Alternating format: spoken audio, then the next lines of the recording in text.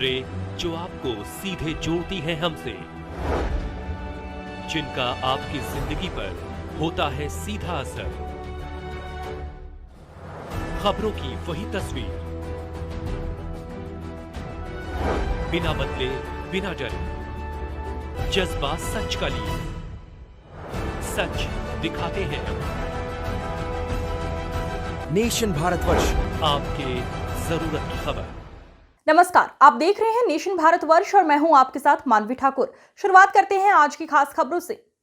जनसुराज के घोषणा पत्र कमेटी के अध्यक्ष सह पूर्व आईएएस अरविंद सिंह ने कहा, हम राजनेता या सांसद विधायक बनने के लिए आप लोगों के बीच नहीं आए हैं, बल्कि आप लोगों को विश्वास में लेकर कुछ अच्छा करने की कोशिश करने में आए हैं। अरविंद सिंह स्थानीय धराहरा रोड स्थित एक होटल के सभागार में रविवार को आयोजित जनसुराज जिला सम्मेलन में मुख्य अतिथि पद से बोल रहे थे।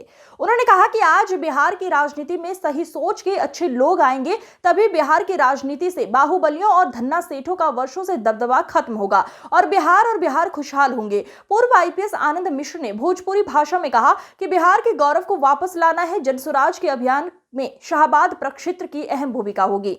देखिए, हम सब जनसुराज से जुड़ चुके हैं और जनसुराज जो एक बिहार को लेकर मुहिम छेड़ा है, जो ठाना है, जो एक युवाओं ने जिद लिया है कि बिहार को अब हम बदल देना है, तो उस मुहिम के एक असरदार किरदार हो कि हम भी उतरे हैं जमीन पे। आज भोजपुर में यहाँ पे आके हम लोग मिले हैं और यहाँ पे सारे जो जमीनी नेतृत्व, हमारे जो पंचायती राज जितने भी हमारे यहाँ पे नेतागण आए हुए हैं, तो इनके साथ एक मीटिंग रही और जनसुराज का विस्तार, इस भाव का विस्तार और ज्यादा से ज्यादा लोग जो इसमें जुड़ सके इस मुहिम के साथ, ताकि जब बिहार बने तो इसमें भोजपुर जिले का एक असरदार हिस्सा रहे। इस पे काम चल रहा है। जनसुराज लगातार सरगर्मी पर तेज कर चुका लगातार।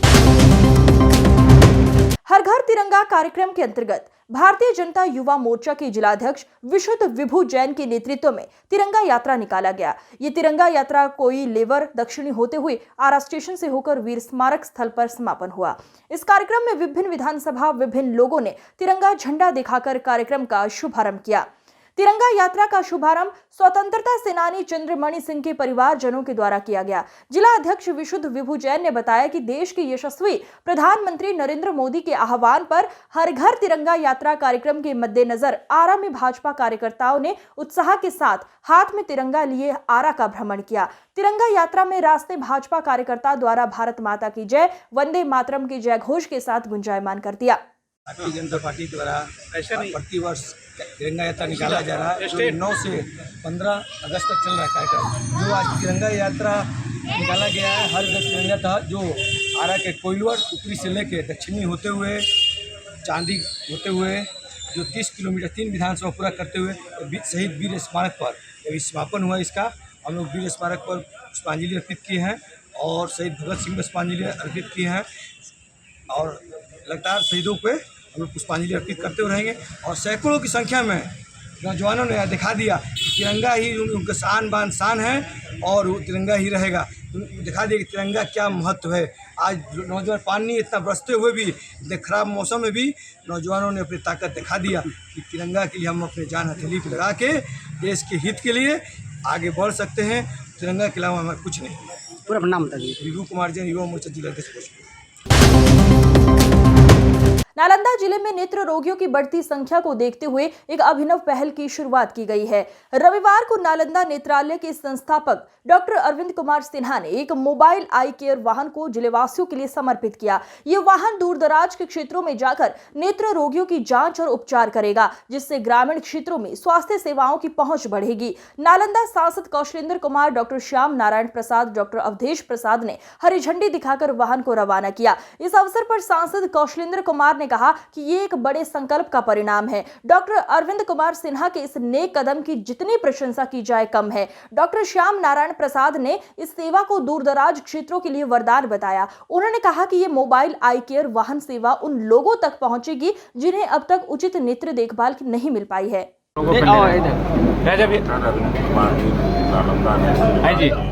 लोगों नीचे करें जब आ जा रहा है मोबाइल गाड़ी पर सारी व्यवस्था है। आज अस्थामा के उमदा के लिए प्रस्थान किए और मैं समझता हूँ कि ये अच्छा सोच है इनका। जितनी भी बीमारियां हैं वो सब चीज़ का वहाँ पर जाँच होगा और लोगों को इससे काफ़ी निजात मिलेगा। और हम लोग अभी बात किए तो हम लोगों ने भी कहा है कि आप स्कूल में भी जाइए, कई बच्चे ऐसे होते हैं जिनका नेत्र में कोई ना कोई खामी रहता है, उन सब चीज़ों का जांच होगा। और ऐसे मौके पर पूरे डॉक्टर साहब यहाँ लोग उपस्थित हैं, सभी को मैं बधाई और धन्यवाद देता हूँ कि जनता के हित के लिए लगातार उनका प्रयास है। इस प्रयास को हम लोग भी सफल करने में प्रयास करेंगे। जितना ज़्यादा होगा जन जागरण चलाकर लोगों के बीच में यह बताने का काम हम लोग करेंगे। ये अच्छी पहल है इनका, इसके लिए मैं उनको बधाई देता हूँ और धन्यवाद। बिहार के श्रम संसाधन विभाग के द्वारा मजदूरों के लिए चलाई जा रही विभिन्न तरह की योजनाओं के बारे में रोहतास के श्रम अधीक्षक सुजीत कुमार के द्वारा विस्तृत जानकारी दी गई है। उन्होंने बताया कि बिहार सरकार के श्रम संसाधन विभाग के द्वारा मजदूरों एवं उनके परिवार के लिए विभिन्न तरह की कल्याणकारी योजनाएं चलाई जा रही हैं, जिसका लाभ मजदूरों द्वारा आसानी से प्राप्त किया जा सकता है। उन्होंने कहा कि श्रम संसाधन विभाग के मंत्री संतोष कुमार सिंह के निर्देश पर ग्रामीण क्षेत्र के प्रत्येक पंचायत में मुखिया के सहयोग से कैंप लगाकर कामगार मजदूर के लिए बिहार सरकार द्वारा चलाई जा रही सभी योजनाओं की विस्तृत जानकारी दी जा रही है, उन्हें जागरूक किया जा रहा है। श्रम विभाग के द्वारा सर कौन कौन सी योजनाएं लोगों को दिया जा रहा है?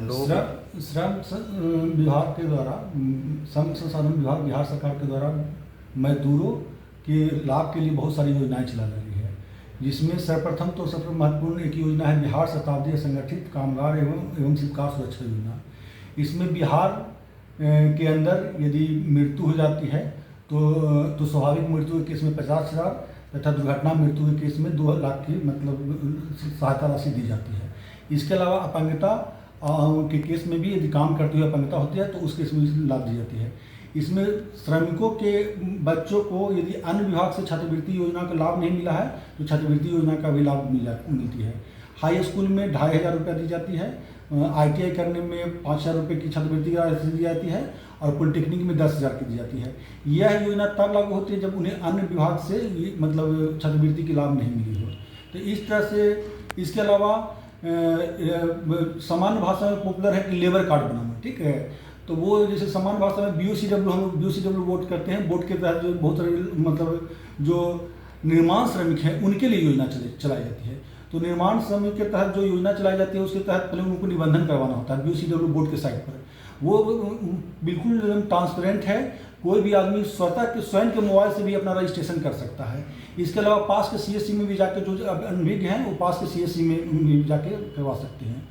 श्रम मंत्री बिहार सरकार संतोष कुमार सिंह के द्वारा दिए गए आदेश का आलोक में हम लोग हर पंचायत में कैंप लगा रहे हैं। जनप्रतिनिधि के माध्यम से, मुखिया जी के माध्यम से, वार्ड सदस्यों के माध्यम से, उनके सहयोग से हम लोग हर पंचायत में कैंप लगा रहे हैं, लोगों को जागरूक कर रहे हैं। यह योजना, इसमें 16 तरह की योजना चल जाती है, जिसमें मृत्यु हित लाभ, विवाह सहायता योजना, छात्रवृत्ति योजना, साइकिल क्रय योजना, औजार क्रय योजना, पेंशन योजना, इस तरह से बहुत सारी इसमें योजनाएं चलती रहती हैं। इसमें मिनिमम अर्हता है, किसी में 3 साल, किसी में 1 साल, मतलब अलग तरह से अर्हता है और उस अर्हता को पूर्ण करने वाले को योजना का लाभ मिल जाती है। पूर्वी चंपारण जिले के प्रखंड मुख्यालय कल्याणपुर से 4 किलोमीटर दूरी पर घनी आबादी वाली गांव गरीबा पंचायत है, जहां से हीरा छपरा गांव को जोड़ने वाली एक पुल बन रहा है। ग्रामीणों का आरोप है कि पुल के काम में घोर लापरवाही हो रही है। मटेरियल संतोषजनक नहीं डाला गया और तो और पुल भी अभी आधा अधूरा बना है, जबकि डायवर्सन ही टूट गया है। आरोप है कि जब डायवर्सन का ये हाल है तो पुल का क्या होगा। ग्रामीणों का आरोप है कि डायवर्सन बनाते समय संवेदक को बोले थे कि ऊंचा बनाइए और 5 होम पाइप डालिए, लेकिन संवेदक अपने मनमाने ढंग से किया, जिसका नतीजा आज हम सबों को झेलना पड़ रहा है और राशन दवा लाने वाला रास्ता ही बंद हो गया है, जिससे कई लोग बीमार हैं। आपको बता दें, अभी डायवर्सन टूटने से 2 गांवों का लगभग हजारों लोगों का संपर्क भंग हो चुका है। ग्रामीणों में आक्रोश का माहौल है। संवेदक और पदाधिकारी के साथ साथ नेता के खिलाफ पूरे ग्रामीण हैं। गरीबा और सिसोपटना पंचायत में जो पुल बन रहा है उसका डाइवर्सन जो है कंस्ट्रक्शन कंपनी सही नहीं बनाया, वो बहुत नीचे बना दिया, जिसके कारण वो टूट गया, दह गया और पानी इस पर डाँड़ भर से ज़्यादा हो गया। और जो गरीबा गोला पर और यहाँ जो किसी कोई दवा के लिए आता है या 10 से 12 को दुकानदार हैं, उन लोगों को आने जाने में, आम पब्लिक को आने जाने में बहुत असुविधा हो रहा है। उसके बाद जो है कंस्ट्रक्शन कंपनी के काम में भी अनियम, पुल जो बना रहा है उसमें भी अनियमितता है। क्या है अनियमितता? उसमें अनियमितता ये है कि वो गिट्टी जो रख रहे थे, मेटल जो रख रहे थे, उसमें सीमेंट और बालू का मात्रा कम था।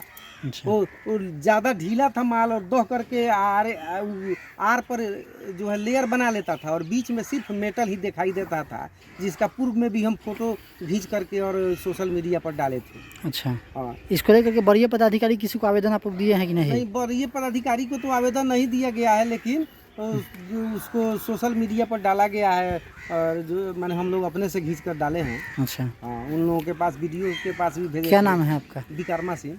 घर कहाँ है आपका? यही गरीबा यही है, दवा का दुकान है मेरा वहाँ। ठीक। सावन महीने के चौथे सोमवार के अवसर पर शहर के प्रसिद्ध बुढ़वा महादेव, बाबा सिद्धनाथ एवं पतालेश्वर नाथ मंदिर में भक्तों की भारी भीड़ उमड़ी। सुबह 3 बजे मंदिर का पट खुलते ही जलार्पण शुरू हो गया। मंदिर में अर्घा के माध्यम से श्रद्धालुओं को जलार्पण कराया जा रहा है। श्रद्धालुओं को सुगमता पूर्वक जलार्पण कराने के लिए पुलिस प्रशासन की टीम चुस्त दुरुस्त नजर आ रही थी। संभावित भीड़ को देखते हुए प्रशासन द्वारा लाइन के माध्यम से जलाभिषेक कराया गया। इस दौरान भक्तों ने हर हर महादेव के जयघोष के साथ जलार्पण किया। कई जगहों पर भक्तों ने कांवड़ियों का जत्था बनाकर भगवान शिव का जलाभिषेक किया। आपके चैनल के माध्यम से मैं भक्तजनों को अभिनंदन करता हूँ। गुरु के दरबार में आज अंतिम चौथी सोमवारी है और भक्तों के लिए एक अलग सुखद देने वाला है। ये अद्भुत सोमवारी है और इस सोमवारी में प्रभु के जलार्पण पूजन करने से मनोवांछित फल प्राप्त होता है। क्या कुछ संदेश देना चाहते हैं? आज चौथी सोमवारी होने जा रहा है। सोमवारी है, प्रभु के दरबार में आए भक्तगण और जलाभिषेक करें, अपनी मनोकामना प्रभु से कहें, उनकी मनोकामना पूर्ण होगी। TRI 3 में 1 कैंडिडेट 1 रिजल्ट की मांग को लेकर पटना की सड़कों पर उतरे शिक्षक अभ्यर्थियों ने भारी हंगामा किया है। प्रदर्शनकारी शिक्षक अभ्यर्थियों को रोकने के लिए पुलिस ने जमकर लाठियां चटकाई हैं। BPSC कार्यालय के बाहर शिक्षक अभ्यर्थी हंगामा कर रहे थे। पुलिस के समझाने के बाद जब वो नहीं माने तो उन्हें भगाने के लिए पुलिस ने लाठीचार्ज कर दिया। दरअसल तीसरे चरण की शिक्षक बहाली में शिक्षक अभ्यर्थी 1 कैंडिडेट 1 रिजल्ट की मांग कर रहे हैं। उनका कहना है कि पहले और दूसरे चरण की शिक्षक बहाली में मल्टीपल रिजल्ट दिए गए थे, जिसकी वजह से हजारों पद खाली रह गए थे। शिक्षक अभ्यर्थियों का कहना है कि वे तीसरे चरण की शिक्षक बहाली में ऐसा नहीं होना चाहिए और इसीलिए अभ्यर्थी 1 कैंडिडेट 1 रिजल्ट की मांग कर रहे हैं। सुखी, समृद्ध एवं प्रसन्नचित जीवन में त्योहारों का अपना विशेष योगदान रहता है। इन्हीं उद्देश्यों के साथ संभावना आवासीय उच्च विद्यालय में सोमवार को प्रेम, आत्मीयता एवं विश्वास के अटूट बंधन रक्षाबंधन के उपलक्ष्य में राखी मेकिंग कार्यशाला सह पुरस्कार वितरण का आयोजन किया गया, जिसमें छात्र छात्राओं ने शिक्षकों के गाइडेंस में राखियां बनाई। इस मौके पर छात्र छात्राओं ने शिक्षिकाओं को मार्गदर्शन में रेशम के धागे को कलात्मक राखी का रूप दिया। कार्यशाला का शुभारंभ नगर आयुक्त निरोज भगत, मेजर राणा प्रताप सिंह, विद्यालय के प्रबंध निदेशक डॉक्टर कुमार द्विजेंद्र एवं प्राचार्य डॉक्टर अर्चना सिंह ने संयुक्त रूप से फीता काट कर किया। प्राचार्य डॉक्टर अर्चना सिंह ने कहा कि रक्षाबंधन पर बहनें बाजार में पैसे से राखियां खरीदती हैं, लेकिन जो राखी बहनें खुद से बनाती हैं उसमें स्नेह, प्यार और कला होता है। यहाँ बनाई गई राखी आप अपने भाइयों को भी बांधेगी। इसके अलावा उन राखियों से बेहतरीन राखियों को सेलेक्ट करके देश की सरहद पर तैनात फौजी भाइयों को भेजा जाएगा। पिछले 4 दिनों से चल रहे राखी मेकिंग वर्कशॉप का आज समापन था तथा बच्चों ने पिछले 4 दिनों में जो राखियों का निर्माण किया था उनकी एक प्रदर्शनी भी हॉल में लगाई गई थी। लगभग 150 बच्चों ने पिछले 4 दिनों में 500 राखियों का निर्माण किया था। इन राखियों को आज हम लोग सेना के लिए भेजेंगे। ये विद्यालय की परंपरा रही है, प्रति वर्ष हम लोग राखी से पहले राखी मेकिंग वर्कशॉप करते हैं और हाथ से बनाई हुई राखियों को सेना के लिए भेजते हैं। कितने बच्चों ने सर इसमें 150 बच्चों ने भाग लिया था और लगभग 500 राखी का निर्माण हुआ और हम लोग इन 500 राखियों को सेना के लिए आज डिस्पैच करेंगे। आज मुख्य अतिथि के रूप में नगर आयुक्त निरोज भगत हमारे बीच उपस्थित थे, मेजर राणा प्रताप थे, औथे पांडे थे और राम कुमार सिंह थे। इन लोगों ने प्रदर्शनी का स्वावलोकन किया और अपनी सराहना की। सर, बच्चों में कितना उत्साह है सर इस तरह से राखी बनाने के? देखिए, हमारे यहाँ चूँकि हम लोग कार्यात्मक शिक्षण के लिए मशहूर है इस जिले में। हम सिर्फ बच्चों को किताबी कीड़ा नहीं बनाते हैं, हमारे यहाँ जो भी बच्चे पढ़ते हैं हम हर 2 महीने पर किसी न किसी कार्यशाला का आयोजन करते हैं। कार्यशालाओं से होता क्या है कि बच्चे खुद से चीज़ों को बनाना सीखते हैं। क्योंकि आज का दौर है, क्योंकि बच्चों को हाथ में एक हुनर होना, आज रोजगार के लिए सारे लोग का भाई तो ग्रेजुएट कर लिए हैं, उनके पास कोई हाथ में हुनर नहीं है, उनको रोजगार नहीं मिलता है। तो हमारा जो शिक्षण का पद्धति है और हमारा CBSE भी ये बोलता है कि आप जो पढ़ाई करवाइए वो कौशल विकास से संबंधित हो। तो कौशल विकास के लिए हम लोग समय समय पर इस तरह की कार्यशालाओं का आयोजन करते रहते हैं। बच्चों के पेरेंट्स कितना सपोर्ट देते हैं? देखिए, इसमें हमारे बच्चों के पेरेंट्स हमेशा सपोर्ट करते हैं, क्योंकि बिना पेरेंट्स के सपोर्ट का तो कोई भी काम विद्यालय कर नहीं सकता है। तो पेरेंट्स का सपोर्ट हमेशा रहता है। इसी कार्यशाला में हजारों राखियां बनकर के जो आई, जो आपके सामने प्रदर्शनी के रूप में डिस्पैच की गई हैं, इसमें बच्चे और बच्चियां दोनों हिस्सा लिए।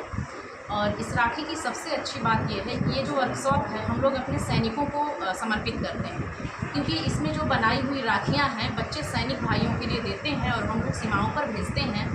और यह उद्गार साथ में भेजते हैं राखी के साथ साथ कि आप जहाँ कहीं भी खड़े हैं हम सभी आपके साथ हैं, और यह रक्षा सूत्र आपको बांधते हैं ताकि ईश्वर आपकी रक्षा करे, ताकि हमारे देश की सीमा सुरक्षित रह सके। रोहतास जिले के चनारी के रोहतास कैमूर पहाड़ी के उघनी गांव के पास जंगल में आज सुबह एक तेंदुआ देखा। ये तेंदुआ चुपचाप जंगल में किनारे पत्थर पर बैठा हुआ है। बड़ी बात है कि आसपास से कांवरिया भी आए जा रहे हैं, लेकिन ये तेंदुआ कांवरिया को डिस्टर्ब नहीं कर रहा है। गुप्ता धाम जाने वाले कांवरिया भी तेंदुए को देखते हुए बगल से गुजर रहे हैं। वन विभाग को जब इसकी सूचना मिली तो पूरी टीम मौके पर पहुंची और तेंदुए को रेस्क्यू कर और अंदर जंगल में छोड़ने की योजना में काम शुरू कर दिया गया। तस्वीरों में आप देख सकते हैं किस प्रकार तेंदुआ जंगल में एक पत्थर पर आराम से सुस्ता रहा है। आपको बता दें कि कैमूर पहाड़ी वन्यजीव प्राणियां खासकर तेंदुआ, टाइगर आदि के लिए अभयारण्य है। समय समय पर तेंदुआ जंगल में दिखाई देता है। ऐसे में तेंदुए के दिखने से गुप्ता बिहार की बदहाल व्यवस्था दूर करने और बिहार को विशेष राज्य का दर्जा दिलाने की मांग को लेकर जिला कांग्रेस की ओर से प्रेस वार्ता किया गया। प्रेस वार्ता को जिलाध्यक्ष अशोक राम ने संबोधित किया। उन्होंने कहा कि विशेष राज्य का दर्जा बिहार को नहीं मिलना अत्यंत दुर्भाग्य की बात है। उन्होंने कहा कि नीतीश कुमार ने बिहार को निराश करने का काम किया है। अशोक राम ने कहा कि नीतीश कुमार जब 2005 में मुख्यमंत्री बने थे तब उन्होंने विशेष राज्य का दर्जा लेने की बात कही थी, लेकिन नीतीश कुमार और प्रधानमंत्री नरेंद्र मोदी ने राज्य को ठगने का काम किया है। उन्होंने कहा कि बिहार को विशेष राज्य की दर्जा की मांग को लेकर जिला समाहरणालय सहित पूरे प्रखंड में धरना देने का काम किया जाएगा। हमारे कांग्रेस के वरिष्ठ नेता प्रदेश डेलीगेट श्री घनश्याम उपाध्याय जी, पार्टी के पूर्व श्री प्रेम प्रकाश पांडे जी, हमारे पार्टी के वरिष्ठ नेता पूर्व गणेशवाई के अध्यक्ष श्री अशोक कुमार सिंह यादव जी, हमारे पार्टी के वरिष्ठ नेता पूर्व मुखिया उपेंद्र कुमार सिंह जी, पंचायती प्रकोष्ठ के जिला अध्यक्ष श्याम सुंदर पांडे उर्फ बिजली बाबा, इस प्रेस वार्ता में उपस्थित सामाजिक और जिला के नेता अजय राय जी, अभी आपको विषय वस्तु पर प्रकाश डाल रहे थे हमारे प्रवक्ता डॉक्टर अमित कुमार द्विवेदी जी और तमाम हमारे बैठे प्रखंड अध्यक्षगण और जिला के तमाम वरीय नेतागण और हमारे देश के प्रिंट मीडिया के सम्मानित पत्रकार बंधु और इलेक्ट्रॉनिक मीडिया के भी छायाकार भी सभी हमारे सम्मानित पत्रकार बंधु, आज प्रेस वार्ता का मुख्य उद्देश्य है कि बिहार में जब संयुक्त बिहार था, बिहार झारखंड, कुछ समय से हमारे पिछड़े राज्य के नाम पर विशेष राज्य की दर्जा की बात होती है और इसका और गंभीर बात हो जाती है कि जब झारखंड अलग हुआ और उसके साथ खनिज संपदा टोटल। विस्तार से हमारे अध्यक्ष जी ने और हमारे साथियों ने प्रेस कॉन्फ्रेंस के बारे में चर्चा की है और विशेष करके आज का प्रेस कॉन्फ्रेंस बिहार की जो स्थिति है और विशेष राज्य का दर्जा उस डिमांड को लेकर के ये प्रेस कॉन्फ्रेंस है, खासकर उन परिस्थितियों में कि आज बिहार काफ़ी कठिन स्थिति में है, पिछड़ा राज्य है, तो इन सबों को लेकर दर्जा है जिसको हमारी पार्टी आगे भी बढ़ाएगी। यही प्रेस कॉन्फ्रेंस का आप क्या करेंगे? देखिए, मैं एक थोड़ा सा संक्षिप्त बता दूं कि जहाँ तक मुझे जानकारी है, राष्ट्रीय विकास परिषद देश में एक फंक्शनल बॉडी है और 1969 में DR गाडगिल साहब ने एक विशेष राज्य को लेकर के एक फार्मूला दिया था जिसमें खास करके 3 राज्यों को, जम्मू कश्मीर, नागालैंड और मेघालय, उनको स्पेशल विशेष राज्य का दर्जा दिया गया। बाद में यह एक्सटेंशन करके टोटल 11 राज्यों को यह दर्जा दिया गया, जिसमें खास करके वैसे राज्य जो सुदूर पहाड़ी, उसका एक क्राइटेरिया निर्धारित था कि पहाड़ी क्षेत्रों में आने वाले राज्य, दुर्गम रास्ते, कम घनत्व वाली आबादी और कम कमाने वाले लोग, जिनकी अर्निंग मनी कम। अब है कि हम लोग आज जो चर्चा कर रहे हैं वो स्पेशल बिहार के बारे में, तो ये प्रासंगिक है, ये सवाल आज प्रासंगिक है कि आखिर बिहार राज्य को विशेष राज्य का दर्जा क्यों।